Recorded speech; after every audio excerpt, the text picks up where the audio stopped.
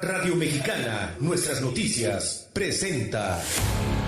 La reforma fiscal 2014 generó más daños. El decreto de beneficios para la frontera. La formalidad de las empresas es una tarea pendiente. La economía americana avanza. La proveeduría maquiladora sigue siendo el la gran concentración de pendiente poder de mercado en México. La transparencia gubernamental continúa. No es nada personal. Nada personal. Son solo negocios.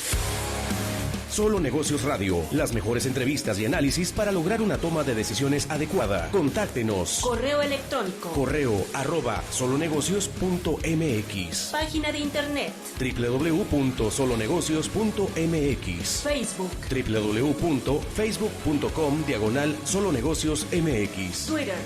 @solonegocios. Y recuerde, no es nada personal, son solo negocios.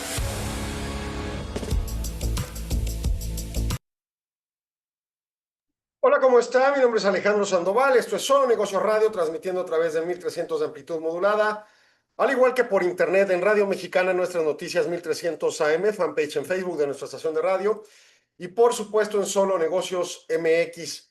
Y bueno, pues el día de hoy con jurisprudencias o precedentes jurisdiccionales relativos al derecho de empresa, y vamos a platicar sobre varias materias, empezando en este segmento sobre la temática fiscal. Empezamos con una tesis del Tribunal Federal de Justicia Administrativa emitida el pasado, pues en el mes de junio y julio, cuando se fueron de vacaciones, pues se emitieron como de 2 meses, ¿no? Y bueno, dice lo siguiente: rubro, embargo de bienes en el procedimiento administrativo de ejecución. Cuando a uno le ejercen un procedimiento de este tipo, el embargo de los bienes puede realizarse de forma personal, así como por buzón tributario, estrado o edictos. Vamos, las modalidades de ejercicio de este tipo de procedimientos de embargo. Dice, el 12 de noviembre del 21 fue publicado en el Diario Oficial de la Federación disposiciones en la Ley de Impuesto sobre la Renta, Ley de IVA, Ley del IEPS, de Impuesto sobre Automóviles Nuevos, Código Fiscal de la Federación y otros, con respecto al 151 bis del Código Fiscal para continuar con el fortalecimiento del buzón tributario como medio de comunicación entre la autoridad y el contribuyente y facultar a la autoridad para que, entre otros, tratándose de créditos exigibles, lleve a cabo embargo de bienes que por su naturaleza pueda realizarse a través de dicho medio. De modo tal que con la reforma, el procedimiento administrativo de ejecución, el embargo puede realizarse de forma personal y por buzón tributario, estrados o edictos. La forma personal está sustentada en el 152 del Código y las otras 3 formas, 151 bis de dicho ordenamiento. En esa tesitura, el embargo de bienes por buzón tributario, estrados o edictos únicamente puede constituirse sobre depósitos bancarios, componentes de ahorro o inversión asociados a los seguros de vida que no formen parte de la prima que haya de erogarse para el pago de dicho seguro, o por cualquier otro depósito de moneda nacional o extranjera que se realicen en cualquier tipo de cuenta bancaria a nombre del contribuyente en entidades financieras o sociedades cooperativas de ahorro y préstamo. Número 2, acciones, bonos, cupones vencidos, valores mobiliarios y general, créditos inmediato y fácil cobro a cargo de las entidades o dependencias de federación, estados y municipios o instituciones o empresas reconocidas de solvencia. Número 3, bienes inmuebles. Número 4, bienes intangibles. Y al efecto del procedimiento que seguirá la autoridad será el siguiente. Primero, emitir la declaratoria de embargo en la que detalla los bienes afectados. Solamente los permitidos en el propio artículo, misma que se hará de conocimiento del deudor a través del buzón tributario por estrados o edictos. Procederá, número 2, al embargo notificando al contribuyente. Y 3, una vez que surte efecto la notificación, se continuará con el procedimiento administrativo de ejecución. Entonces, ¿puede la autoridad, por ejemplo, embargar cuentas bancarias? Sí, a partir de dar los seguimientos correspondientes para llegar al procedimiento administrativo de ejecución, y una vez en él, a través de las disposiciones del 151 bis del ordenamiento, y decidir, ya sea por buzón, estrados o edictos, ejecutar las acciones correspondientes para embargar cualquiera de esos bienes.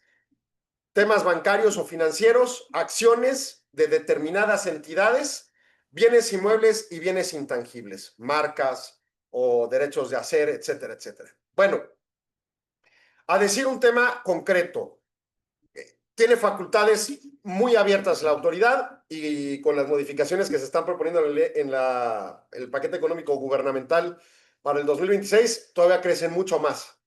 Entonces, pues un tema de cumplimiento pleno que se tiene que adscribir por parte de los contribuyentes. Número 2, Este tema de acciones, bonos, cupones vencidos, valores mobiliarios, entre otros, que tenga el contribuyente y tengan a conocimiento por medio de las instituciones financieras y la Comisión Nacional Bancaria de Valores por parte del SAT, a mí me parece muy complicado el asunto. Uno, primero porque es muy poco común que se quieran tomar como garantías este tipo de elementos y aquí un embargo que eventualmente se adscribe la propiedad una vez que ejerza todas las acciones posteriores al procedimiento administrativo de ejecución, pues es complicado, sobre todo por el tema de la valoración, pero se puede hacer. Ahora, ¿por qué si aquí sí le dan pauta a que tengan un valor a considerar en estos procedimientos este tipo de instrumentos financieros? ¿Por qué no para garantías, por ejemplo? Cuando uno va a un procedimiento de amparo y le piden garantía, pues uno podría dar las acciones de una determinada empresa. ¿Por qué ahí no se puede? Hay una irregularidad en el manejo de la valoración de estos instrumentos, pues notoria en la legislación, que no logra ser equitativa. O sea, sí para favor de la autoridad, pero no para favor del contribuyente o el quejoso en un procedimiento de amparo. Ahí se la dejo. Segunda tesis. Esta es de la Semanario Judicial de la Federación. Es una tesis aislada promovida por la primera sala de la Suprema Corte de Justicia en la 11ª época. Esto publicado el 29 de agosto, sus últimas publicaciones. Y es el registro digital 2031-058. Rubro, ajuste anual por inflación. El principio de equidad tributaria se ve trastocado por el hecho de que las instituciones de crédito se les permite aplicar el ajuste y no así a empresas que integran el resto del sistema financiero, como lo son las sociedades financieras por objeto múltiple. Hechos. Con motivo de la reforma fiscal 2013, vigente a partir de 2014, empresas vinculadas a la industria automotriz reclamó en un amparo indirecto artículos de la Ley de Impuesto sobre la Renta. Dentro del grupo se encontró la SOFOM, las sociedades financieras de objeto múltiple, que son los que les decimos bancos no bancos. Y reclamó su trato diferenciado frente a las instituciones de crédito porque ese tipo de instituciones sí se les permite aplicar ajuste anual por inflación, pero no a las SOFOMES. El juez de distrito que conoció el asunto dictó sentencia en la que consideró que el artículo no afectó a la empresa sociedad financiera por objeto múltiple, por lo que al respecto sobreseyó el juicio. Se acudió entonces a un tribunal colegiado por medio del recurso correspondiente y este revocó el sobreseimiento y remitió el asunto a la Suprema Corte para resolver el asunto. Desde 2014. Bueno.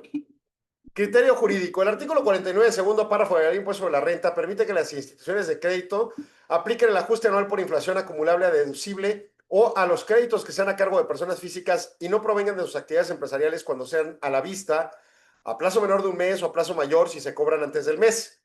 Sin embargo, no lo prevé así para otro tipo de contribuyentes y o empresas del sistema financiero como las SOFOMES. Y entonces esto trató con perjuicio de estas últimas en el principio de equidad tributaria por el trato diferenciado sin justificación.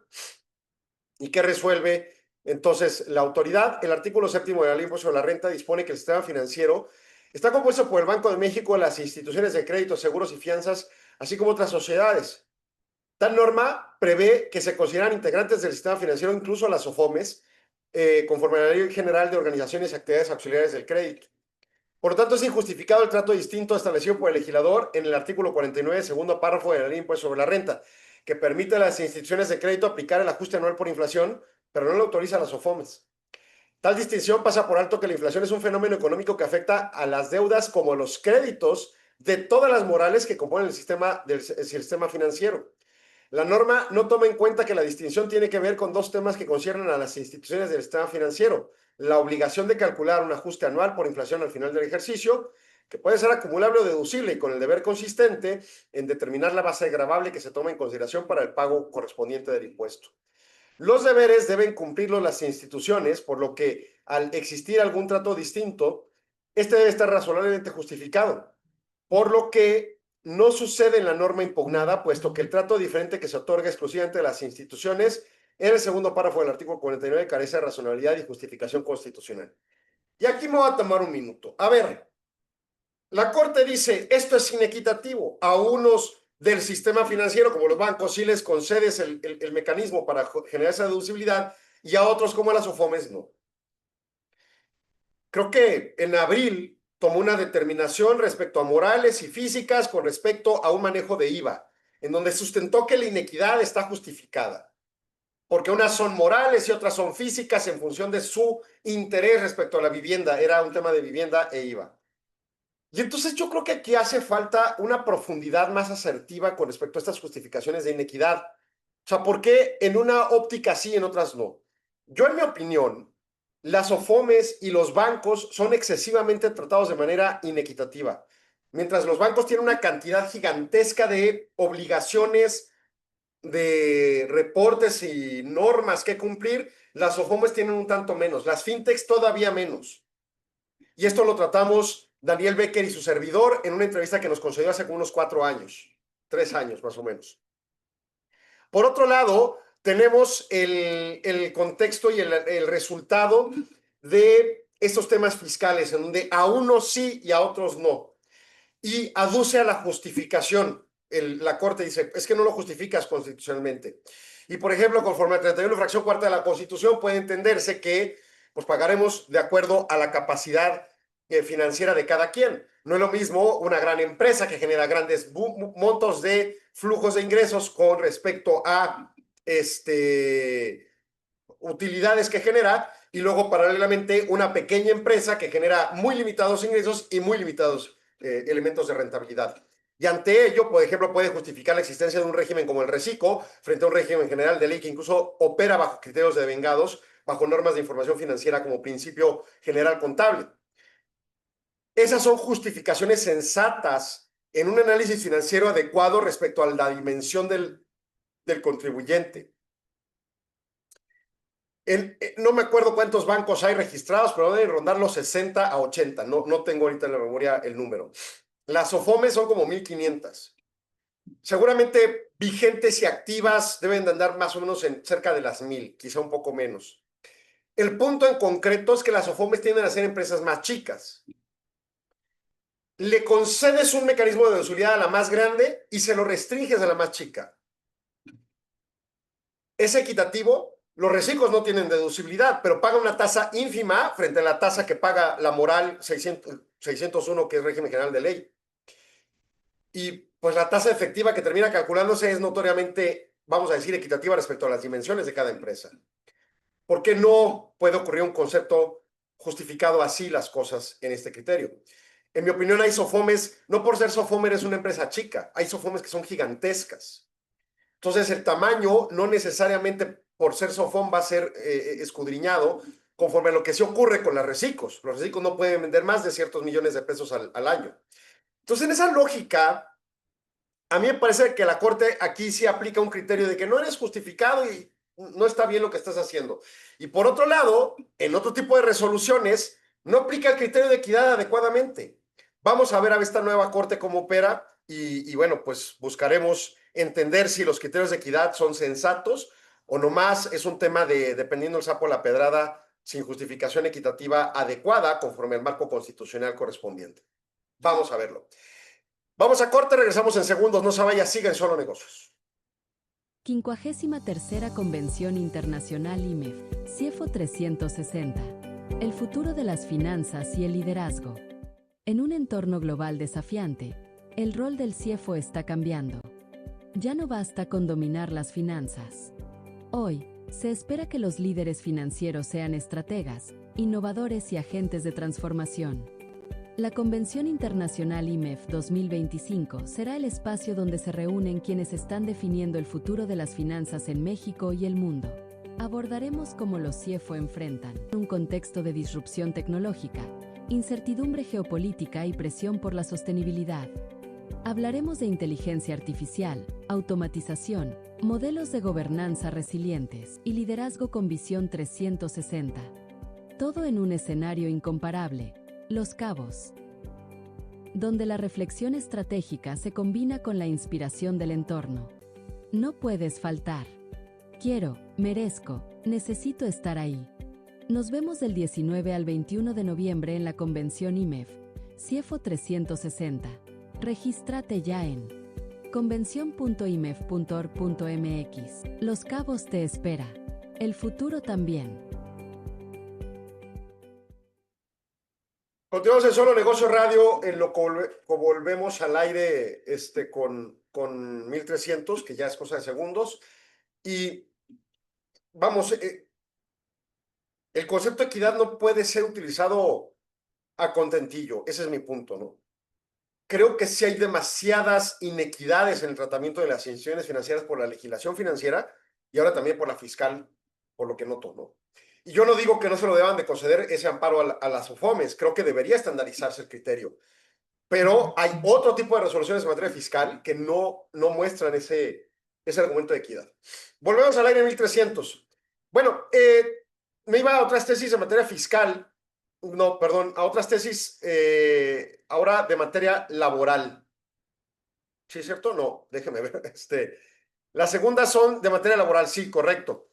Y esta es la número 2030-844, Semanario Judicial de la Federación, tesis aislada de la primera sala. Libertad de trabajo. La obligación de entregar a la Secretaría de Economía y Minerales no especificados en los títulos de concesión, conforme a la ley, no vulnera ese derecho. Dice, una empresa minera siendo titular de concesiones para la explotación minera promovió un juicio de amparo reclamado en el decreto de reforma legal en materia de concesiones mineras del Diario Oficial de la Federación del 8 de mayo de 2023. Se consideró el amparo por advertir violaciones en el proceso legislativo y en contra de la decisión se interpusieron recursos de revisión que conoció la Corte al asumir su competencia originaria, quien revocó la resolución impugnada y analizó los conceptos de violación estudiados. La primera sala, determina que la obligación de los concesionarios de entregar a la Secretaría de Economía minerales extraídos no especificados en sus títulos no violenta la libertad de trabajo. A ver, la libertad de trabajo lo escudriñé en materia laboral, quizá equivocadamente, es más bien de materia administrativa, pero la libertad de trabajo constreñida y reconocida en el cuarto constitucional, pues plantea la oportunidad de desarrollar actividades mientras seas legales y tengas los instrumentos normativos que pudieran corresponder al respecto. ¿Qué dice la primera resolución del juzgado de distrito? Pues concede el amparo porque dice, mira, hay violaciones en el proceso legislativo para construir esa norma y que entonces, por lo tanto, la resolución no se fue por el fondo, sino por la forma y no de notificación, sino la forma del constructo del procedimiento normativo. Pero la Corte dijo, bueno, pues quizás eso no importa, sino más bien es el fondo de lo que se quería resolver por este constructo normativo. Y dice la Corte, la reforma del 27, fracción 16ª de la ley minera, que impide continuar con la explotación de minerales que no estén mencionados en títulos de concesión, está dirigida a concesionarios que cuentan con títulos otorgados bajo el nuevo régimen legal, en el cual se establecen que los minerales deben estar precisamente identificados, pero no las empresas mineras que cuenten con títulos expedidos bajo legislación anterior, conforme al régimen de concesión del lote minero. Lo anterior se implica que pues, el derecho de explotación abarca todos los minerales existentes en los límites del lote, salvo los reservados al Estado o expresamente prohibidos. Bueno, ¿qué resuelve entonces la Corte? Le dice, mira, el cambio constitucional hecho en el 27 de la ley minera, el cambio legal de la ley minera no constitucional, en donde dice, yo voy a ofrecer concesiones por minerales en lugar de como lo hacían antes por lotes, o sea, en esa zona yo quería la concesión. Ahora, en esa zona para estos minerales exclusivos, ¿no? Básicamente lo que está provocando es que, pues, digo, uno estima que puede encontrar cuando haces un análisis de tierras para evaluar dónde pedir una concesión y determinas, pues aquí hay oro, plata o cadmio, lo que quieran, ¿no? Digo, son las cosas que se me ocurrieron. Bromuro. Y más bien estoy diciendo químicos más que minerales. El punto es, hace esa estimación y hoy en día con la modificación de la ley mineral del 2023, pues se está planteando pues el hecho de que se vayan tras de minerales específicos. Pero esos análisis que se hacen, pues no pueden ser perfectos. Para empezar, son formulados con satélites y con ciertos aparatos que pasan sobre la Tierra para determinar detección de metales o ciertas coloraciones en la Tierra y algunos otros aspectos químicos, ahí sí, que pueda determinarse qué tipo de mineral hay en el subsuelo. Pero pues obviamente puede haber otras cosas. Y entonces cuando era por lote, pues lo que extrajeras era suficiente tener la concesión por lote para poder explotar ese mineral. Ahora dice la ley que no. Y a mi parecer, por constructo, la ley es un tanto inequitativa. porque al final del día el procedimiento minero es de muy alta especulación. Vamos, si yo tengo una colonia en la que hay un N número de pobladores y quiero poner un restaurante ahí, pues mi estimación de mercado y del alcance de lo que pueda lograr está fundamentado en algo sensato como es el número de personas que viven en el contexto de esa colonia. O si estoy en una avenida principal, cuánta gente pasa por ahí, cosas de ese tipo, ¿no? En cambio, en un procedimiento minero, si yo voy a invertir para hacer la concesión y solicitar los permisos y la maquinaria y contratar al personal, mi apuesta está fundamentada en un análisis sí científicamente avanzado, pero aún limitado respecto a lo que se puede evaluar que hay en el subsuelo. En mi entender, como abogado economista, no sé mucho más, pero creo yo que no hay así como que la superciencia para determinar que está lleno de lo que pedí, llámese oro o el mineral que sea, ¿no? Y entonces, la concesión por lotes tiene sentido porque es, pues explota lo que encuentres y páganos los impuestos y los derechos y genera el empleo y invierte en lo correspondiente en materia de seguridad y lo conducente para explotar una actividad económica asertiva. Pensemos en la pandemia, en los restaurantes que tuvieron que cerrar por las cuarentenas, incluso parciales, encontraron mercados paralelos a la distribución, por ejemplo, de alimentos a domicilio. Si yo exploto una concesión minera de un solo tipo de mineral y encuentro otro mineral, pues sucede que con esta nueva legislación no tengo oportunidad de explotar precisamente esa alternativa de mercado. Y estamos en esta posición de que, no es del Estado y el Estado explotará y se enredan en la bandera y se avientan en Chapultepec y pues, estupideces de ese tipo, ¿no? Y entonces, en esa lógica, se torna una posición inequitativa, pero al final del día constitucionalmente válida, porque el Estado, bien o mal en el fondo de la condición de mercado, tiene todas las facultades para tomar una determinación así. Vamos, la reforma constitucional, con todo lo pésimamente hecha que estuvo hecha, es constitucional, punto. Y quizá la Corte Interamericana de Derechos Humanos en 35,000 años determine que fue algo violatorio de derechos humanos, pero bueno, ya va a estar ejercida. Entonces, este cambio de ley no es sensato respecto a mercados y lo lógico es que las mineras que sí desean invertir conforme a concesiones especificadas contra ciertos minerales, lo único que hagan es, bueno, pues mi tasa de recuperación para proyectaciones financieras es más alta y mis precios van a ser más altos. Y quizás se constriña el mercado minero en México para ese tipo de criterios. Bueno, pero el país tiene toda la soberanía para poder tomar esas determinaciones. Absurdas, pero constitucionales. Hasta ahí bien. Ahora, si se violó el proceso legislativo, a mí me parece que entonces sí la Corte está equivocada en convalidar un hecho soberano sobre la base de los errores de legisladores que no solo no saben hacer leyes, sino solo saben contratar gente que los asesore para hacer bien las leyes. Ese es el problema en el fondo, ¿no? Ya la determinación en todo caso, pues es una decisión de país. Y si el país quiere hacer estupideces constitucionales, pero estupideces, pues so be it, ¿no? Nada más háganlas bien en el sentido del procedimiento. Eso sería lo único que podría decir al respecto. Y que en todo caso, más allá de violar el derecho de trabajo, violenta el 25 constitucional respecto a una lógica y el 28 de la construcción de economía que queremos desarrollar en el país, ¿no? Bueno, otro tesis, esta sí es en materia laboral, igualdad sustantiva en el ámbito laboral, 2030-931, su registro digital, tesis aislada del tribunal colegiado. La autoridad debe realizar una motivación reforzada cuando el acto administrativo afecta a personas pertenecientes a grupos vulnerables. Una mujer ingresó a laborar como perito en balística en entonces Procuraduría General de la República, adscrita al sector central de la Ciudad de México. Mediante oficio, la reasignaron a la Coordinación Estatal de Servicios Periciales en el Estado de México, justificando de que la rotación optimiza la procuración de justicia. Meses después, presentó una denuncia por tratos inhumanos y discriminatorios contra el titular de la coordinadora estatal. Ante estos hechos, presentó una queja ante la Comisión Nacional de Derechos Humanos y de un día a otro fue reasignada a la coordinación estatal, pero en Ciudad Juárez, Chihuahua. Bienvenida. Bajo el argumento que ello derivaba de las necesidades del servicio sin que se tomaran en cuenta sus condiciones personales y laborales. contra la determinación promovida en paro indirecto, sobreseído por falta de interés jurídico. Interpuso recurso de revisión contra la determinación. Y el criterio jurídico.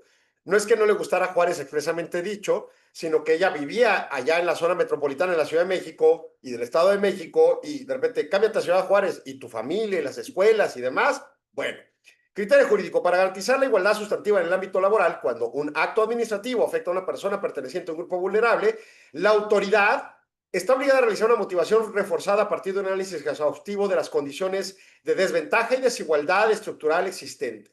Justificación. Las personas que integran grupos vulnerables han enfrentado obstáculos históricos y estructurales que afectan su ámbito laboral. Por ello, los actos administrativos que modifican sustancialmente sus condiciones de trabajo deben estar especialmente justificados.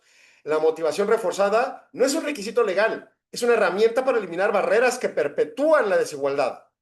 Dicha motivación debe considerar la situación personal de la persona afectada, las diferencias respecto a otros trabajadores que no pertenecen a las categorías sospechosas de vulnerabilidad y los obstáculos sociales, políticos y económicos que puedan limitar el pleno ejercicio de sus derechos. Esto para promover la igualdad efectiva y evitar la discriminación en el dicho ámbito. Bien, me parece una tesis bastante asertiva en el sentido de decir, a ver, a las mujeres normalmente, vamos a decirlo de manera simplista, las mangonean en el sentido de el detrimento. Y no es una normalidad en desgracia en función de las múltiples métricas que tenemos en el país entre menos mujeres participantes en el mercado, menos mujeres en puestos altos, menos mujeres con equidad salarial en puestos iguales que hombres, etcétera, etcétera. Y entonces de repente ya la cambian en una dependencia que en mi opinión tiene 1000 vicisitudes de críticas operativas. Nunca he estado cerca, pero he escuchado 1000 historias al respecto. No me voy a meter más, no la conozco. Pero lo cierto es que la cambian a una entidad, ella acusa de discriminación y maltrato a su jefe y la cambian a Ciudad Juárez. El cambio de región a una región lejana, a una persona que probablemente tiene hijos, que probablemente tiene una vida hecha en cierta zona, tiene que escribirse bajo ciertos criterios. Y es sabido que la propia Fiscalía y en muchas otras dependencias del gobierno es necesario los cambios por ciertos aspectos de control y de prevención, pero particularmente tienen una peculiaridad de que así es el constructo de origen de sus cargos laborales. ¿Ese es el caso de un perito? No lo sé. Y dicen que por necesidad de trabajo puede viajar y hacer su trabajo de una manera más eficiente a distancia. No lo sé. El punto es que la Corte toma la determinación a partir de ser sujeta a un criterio de vulnerabilidad, darle ese beneficio. En ese alcance, dame un segundo, Arturo, desde mi punto de vista es asertiva. Pero vuelvo al tema y la crítica con respecto a la tesis fiscal que traté en el primer segmento. A veces tomamos los criterios de equidad y no discriminación para ciertos procesos y en otros no me importa, háganle lo que quieran. Y ahí sí los tribunales están, pero fallando a contentillo en el proceso correspondiente. Porque me podrán decir, es que no es lo mismo el tema laboral y el tratamiento a una mujer u hombre que el tema fiscal. Todos tienen que pagar sus impuestos. No, también se debe de concebir ciertos criterios de vulnerabilidad para cualquier aspecto mercantil, laboral, fiscal, administrativo, etcétera, etcétera. En fin, es mi opinión. Voy a corte, regreso en segundos, no se vaya, sigan Solo Negocios. 53ª Convención Internacional IMEF, CIEFO 360. El futuro de las finanzas y el liderazgo. En un entorno global desafiante, el rol del CIEFO está cambiando. Ya no basta con dominar las finanzas. Hoy, se espera que los líderes financieros sean estrategas, innovadores y agentes de transformación. La Convención Internacional IMEF 2025 será el espacio donde se reúnen quienes están definiendo el futuro de las finanzas en México y el mundo. Abordaremos cómo los CIEFO enfrentan un contexto de disrupción tecnológica, incertidumbre geopolítica y presión por la sostenibilidad. Hablaremos de inteligencia artificial, automatización, modelos de gobernanza resilientes y liderazgo con visión 360. Todo en un escenario incomparable. Los Cabos, donde la reflexión estratégica se combina con la inspiración del entorno. No puedes faltar. Quiero, merezco, necesito estar ahí. Nos vemos del 19 al 21 de noviembre en la convención IMEF, CIEFO 360. Regístrate ya en convención.imef.org.mx. Los Cabos te espera. El futuro también. Continuamos en Solo Negocios Radio y pues ahorita regresamos al aire. O sea, mi punto es que ese tema de la discriminación, de la inequidad, de la justicia y la canción, tiene que tener un trato equitativo respecto a todos. O sea, la misma palabra.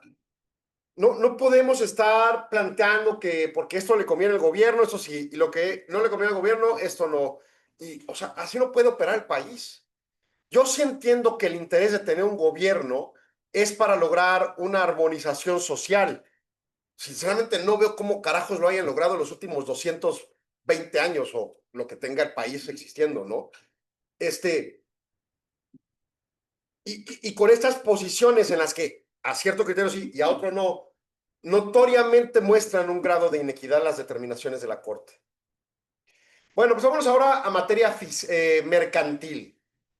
Esta es la tesis 20.311.58, aislada, materia mercantil, Tribunal Colegiado de Circuito. Demanda en el juicio oral. Si el actor omite exhibir el original del documento fundatorio de la acción, el juez debe prevenirlo para que lo exhiba previo a desechar la demanda. Bueno, aquí está. En un juicio oral mercantil, el actor, junto con la demanda, exhibió copia del documento fundatorio de la acción y manifestó bajo protesta de verdad que era una reproducción fiel e inalterada del original. El juez desechó la demanda al considerar que el actor omitió exhibir el original, que es requisito legal,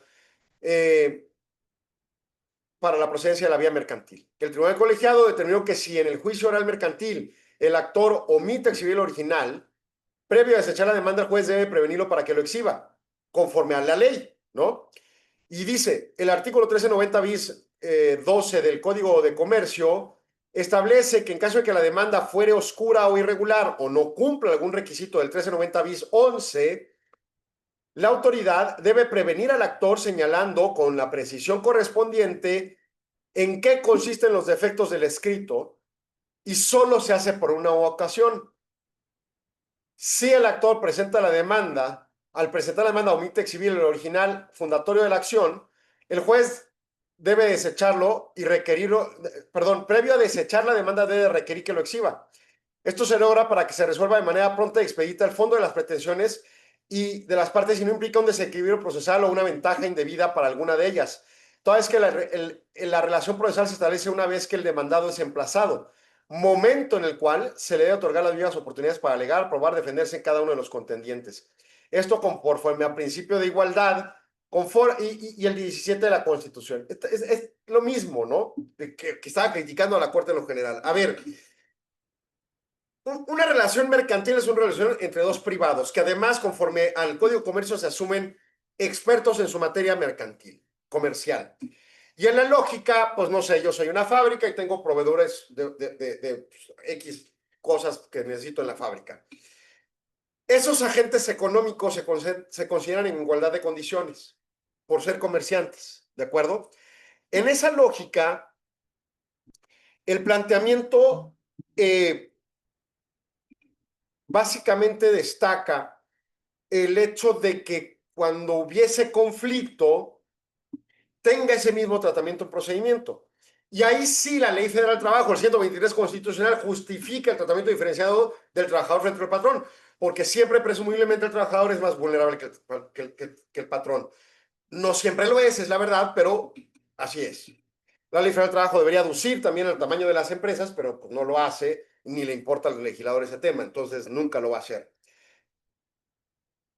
El tema fiscal me parece que lo hace a medias, sustantivamente hay algo de tratamiento diferenciado, pero procedimental no necesariamente. En fin, el punto es que en materia mercantil le dice el sistema jurisdiccional del país, ustedes, partes iguales, comerciantes, son iguales si se van a dar un conflicto en procedimiento jurisdiccional, en juicio, se les va a tratar igual. Y la ley dice, si alguien llega con su demanda y tiene alguna irregularidad, el juez debe de prevenir y decirle por una única ocasión, oye, te falta esto o estás omitiendo aquello, corrígelo y te lo doy por recibido. Si no lo corriges en el plazo que te concedo, se desecha tu demanda. ¿Qué pasa a veces? Vamos a suponer que lo que queremos es una demanda que está a partir de un contrato escrito. Y no tengo el contrato a la mano, no sé, lo puse en las oficinas de otra ciudad y tengo que ir por él y demás.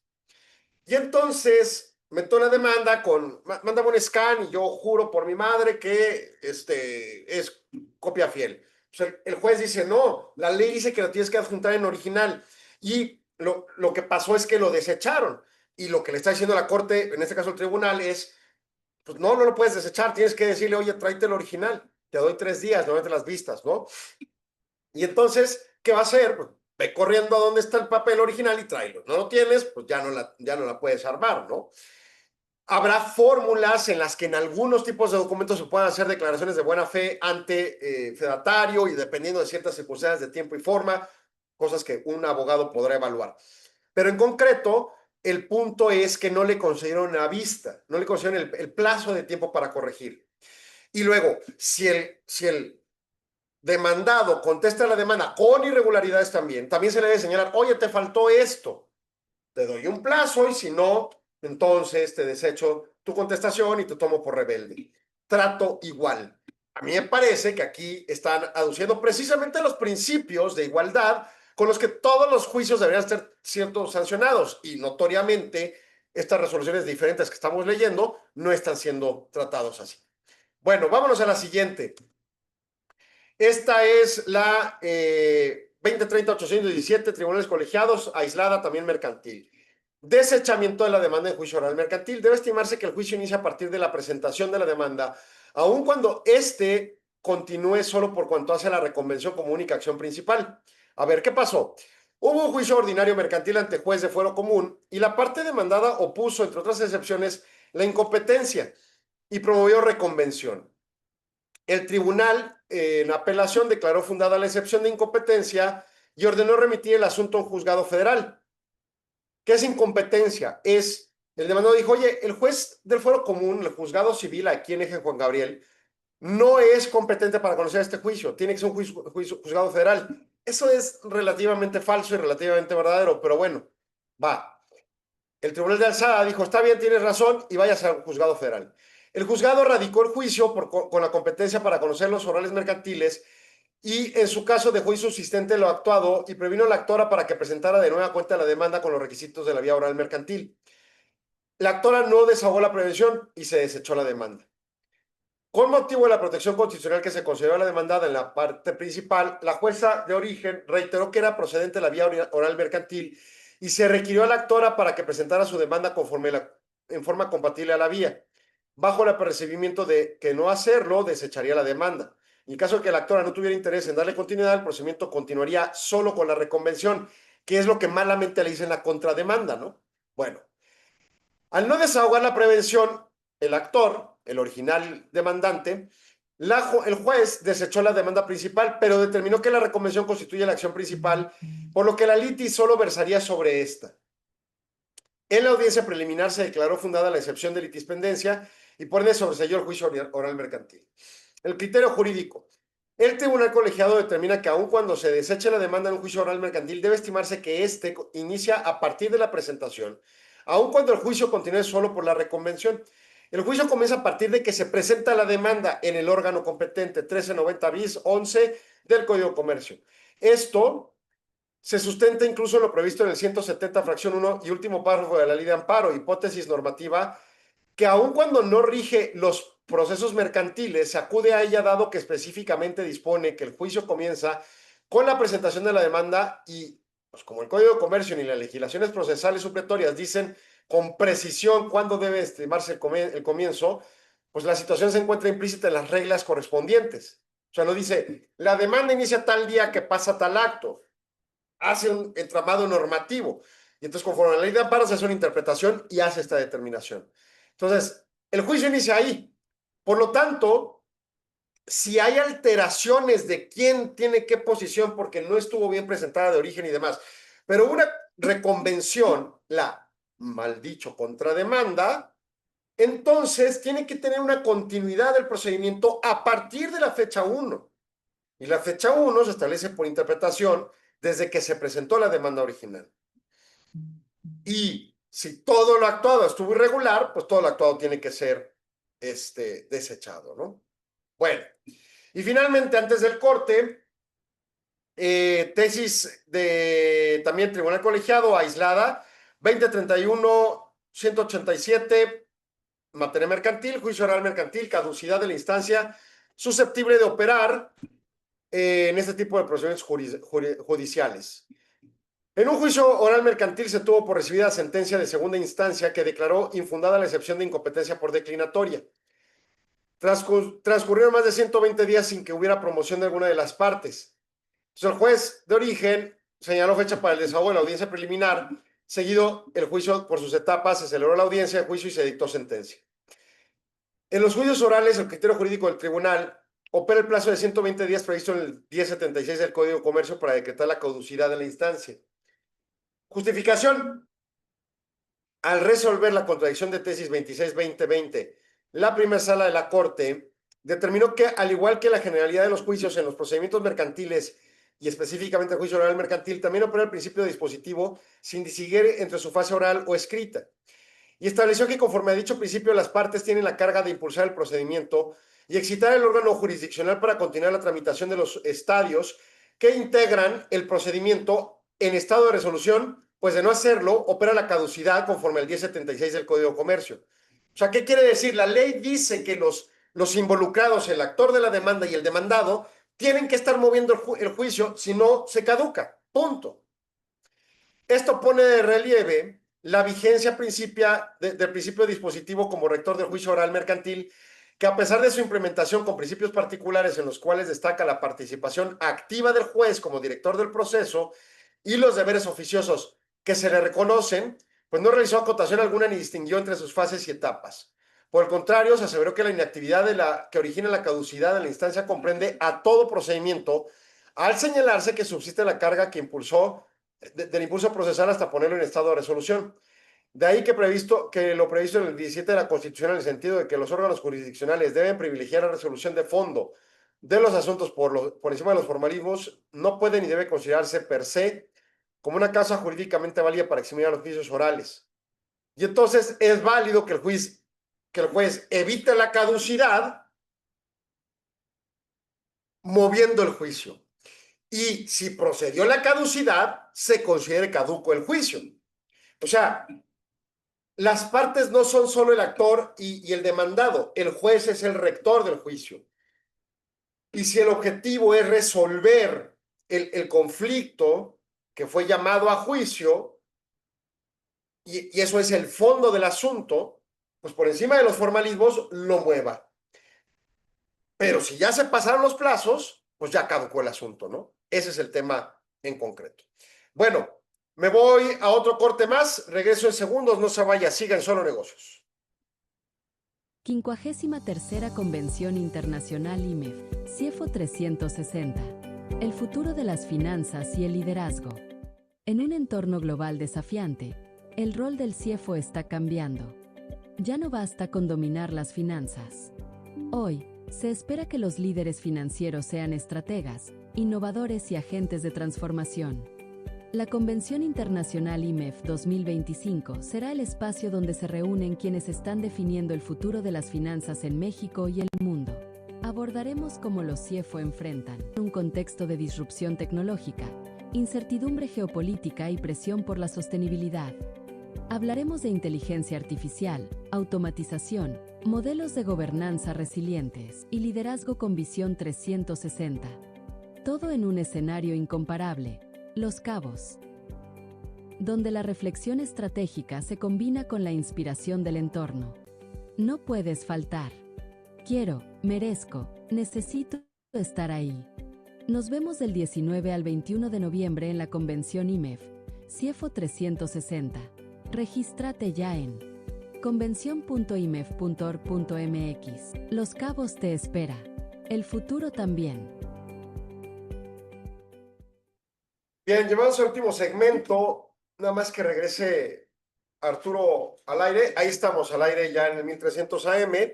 Último segmento, y estas tesis siguientes son de tipo financiero o de derecho financiero. 20.311.52, jurisprudencia de los plenos regionales en materia de casas de empeño. El acuerdo por el que establecen las disposiciones de carácter general para la operación, organización y funcionamiento del registro público constituyen un sistema normativo de naturaleza autoaplicativa para efectos de juicio de amparo. A ver, los tribunales colegiados tuvieron una contradicción de tesis, sustentaron sus criterios al analizar el artículo 19, fracción 7, 8 y 9, 20, fracción 2 y 25, fracción 3 del referido acuerdo del Diario Oficial de la Federación del 5 de abril de 2022 y señalando que constituyen normas autoaplicativas o heteroaplicativas para efectos del juicio de amparo. A ver, ¿qué significa eso?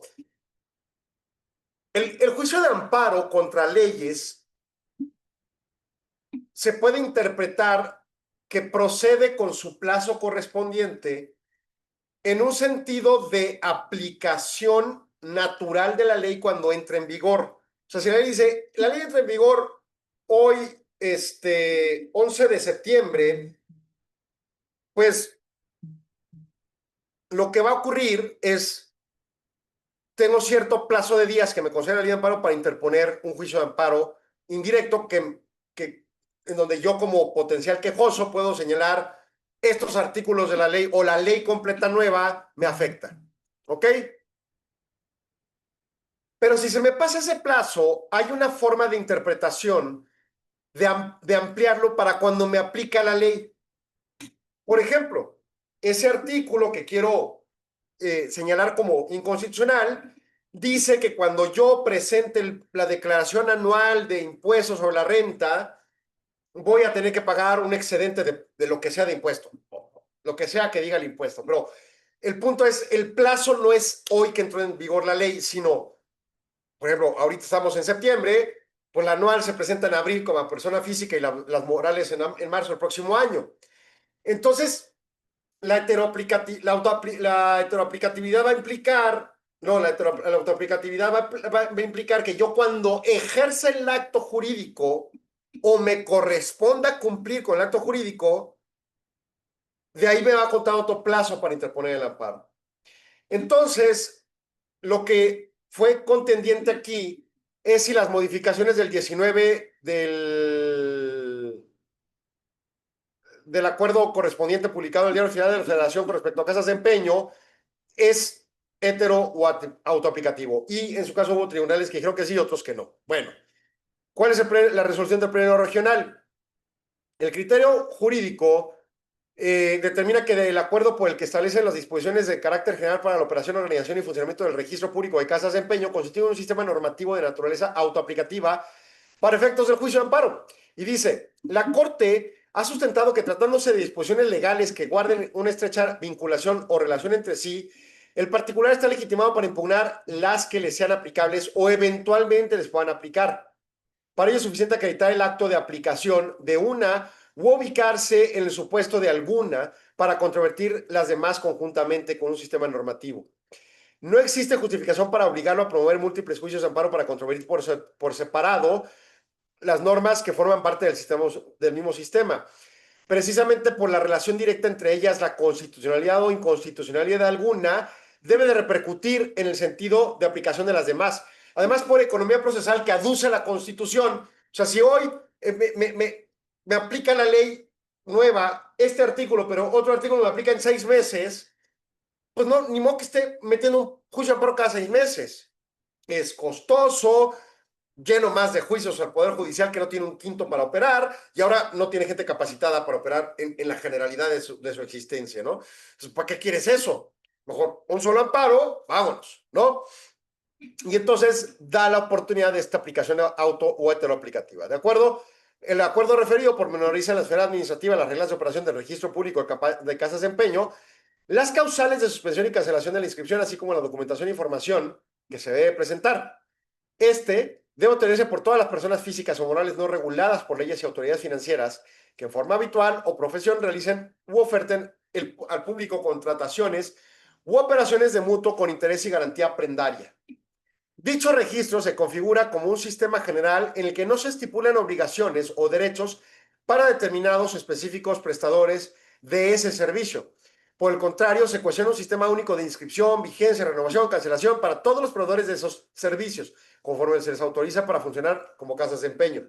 Los proveedores de servicios que en forma habitual o profesional realizan ofertas al público, contrataciones u operaciones de mutuo con interés, préstamos con garantías prendarias, como el empeño, a fin de obtener el registro que les autorice a realizar las operaciones, deben registrarse en el registro público correspondiente, pues es un sistema aplicable a sus establecimientos desde su entrada en vigor, sin que para ello medie condición alguna. Esto autoriza a sus destinatarios a impugnar todas las disposiciones que les sean aplicables que eventualmente se les pueda aplicar con motivo de su entrada en vigor. Entonces tiene el criterio amplio, ¿no? Es lo que está diciendo la Corte. A ver, no se estén haciendo bolas. Esta tiene la capacidad de aplicar hoy o en el futuro el criterio de determinación. Claro que si yo me registro hoy, acepto el todo sistema normativo y ya no me puedo quejar en el futuro. Entonces, lo conveniente es la aplicación hoy. Pero si, por ejemplo, fuera una declaración de impuestos que no me afecta hoy, sino hasta que haga la declaración, entonces sí tendría un criterio de esa autoaplicación. O sea, yo me ejerzo la aplicación correspondiente. Bueno, otra más vinculada, 2031-209, jurisprudencia de la Corte, plenos regionales y también del Registro Público de Casas de Empeño. El 19, fracción séptimo del acuerdo que regula la norma, es norma heteroaplicativa. Se suscitó la contradicción de los criterios que ya comentamos. Uno sostuvo que es autoaplicativa, pues desde su entrada en vigor impone a las casas de empeño la obligación del registro, y el otro estimó que es heteroaplicativa porque depende de la eficacia de un acto posterior. O sea, que yo solicite el registro o la autoridad me requiera para los efectos. Y entonces, lo que terminó determinando el tribunal es que la norma es heteroaplicativa, porque todo depende de la eficacia de la norma. O sea, yo puedo seguir operando como informal y llega un punto en el futuro en el que me requieren o yo voy y digo, está bien, me registro y adelante. Es como el REPSE, ¿no? El REPSE es esta cosa espantosa que tenemos que recurrir para poder mandar a nuestros empleados a que operen ciertas cosas en las instalaciones del cliente. Es un registro laboral. Mal hecho, todas las incoherencias normativas existentes posibles las cuestionaron ahí. Todo lo mal que puede hacer un legislador lo hicieron ahí, pero bueno, ya lo hicieron. Y pues tienes que pedir el registro. Hay empresas que operan con los empleados en las instalaciones del cliente y jamás les han pedido el REPSE. Y hay empresas que nomás por acercarse a la empresa les piden el REPSE. Es una estupidez también de los clientes, pero bueno. El punto en concreto es que eventualmente alguien le puede decir, oye, lo que estamos haciendo está mal, pídete el REPSE. Ese contribuyente, en ese momento que se registre, tendría la aplicación del amparo que pudiera proceder, que sí tiene cierto sentido para ciertos efectos de la capacidad y facultad de la autoridad para resolver ciertos criterios. La Secretaría del Trabajo, en principio. Porque la Corte le resolvió que sí era válido el REPSE, pero que la autoridad tenía ciertas limitantes, la Secretaría del Trabajo, con respecto al tema.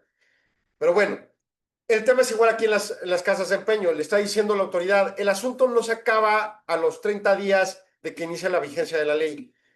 Cuando lo requieran, si nunca se registró a la casa de empeño, entonces podrá tener este alcance de poner ese amparo, ¿no? Bueno.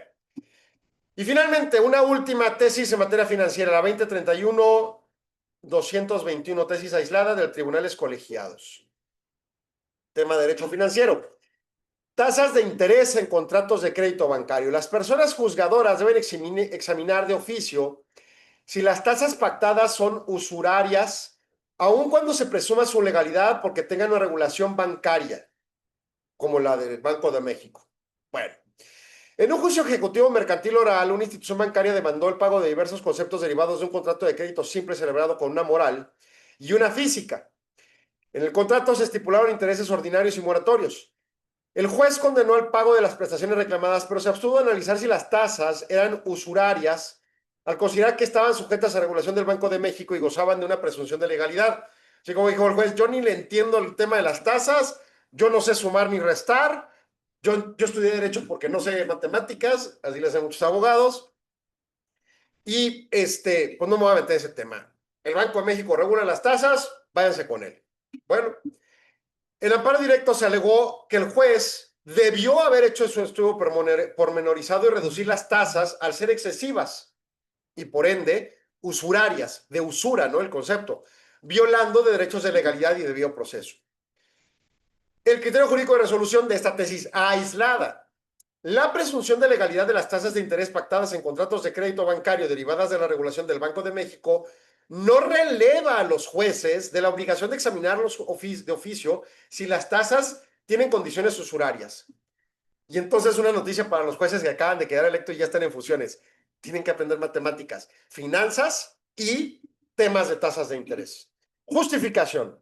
La primer sala de la Corte, en tesis aislada primera de la 10ª época en 2016, sostuvo que las tasas de interés ofrecidas en los créditos operados por las instituciones bancarias tienen presunción de no ser excesivas ni usurarias al haber sido supervisadas, no autorizadas ni reguladas, porque las palabras son importantes, supervisadas por el Banco de México, con el fin de que los créditos de dichas instituciones ofrecen al público en general tengan condiciones accesibles y razonables.